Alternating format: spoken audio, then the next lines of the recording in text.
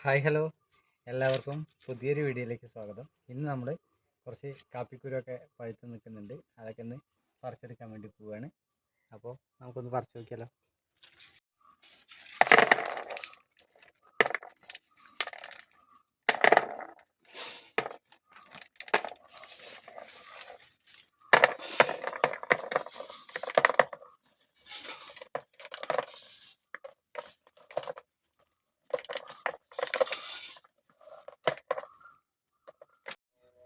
ഇത് നമ്മൾ കുറച്ച് പറിക്കാൻ വൈകിയതാണ്. അപ്പോൾ ഒന്ന് ഉണങ്ങിയാലും കുഴപ്പമൊന്നുമില്ല.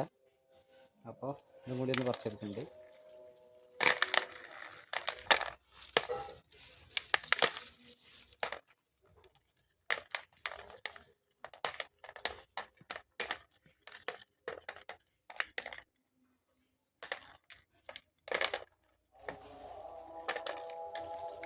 നമ്മുടെ കുറച്ച് ചെടികളിൽ ഇങ്ങനെ പച്ചയായിട്ട് തന്നെ നിൽക്കുന്നുണ്ട്. അപ്പോൾ അതൊന്ന് പഴുക്കുന്നവരെ നമ്മൾ വെയിറ്റ് ചെയ്യണം. പഴുത്തതിന് ശേഷം നമുക്ക് പറിച്ചിട്ട് ഉണക്കിയെടുക്കാവുന്നതാണ്. എടുത്തിട്ട് നമുക്ക് സൂക്ഷിച്ച് വെക്കാവുന്നതാണ്. അപ്പോൾ ഇതൊക്കെ വീണ്ടും പൂത്ത് വന്നിട്ടുണ്ട്. പിന്നെ കുറേ മൊട്ടുണ്ട്. അപ്പോൾ ഇതടുത്ത സീസണിലേക്കുള്ളതാണ്.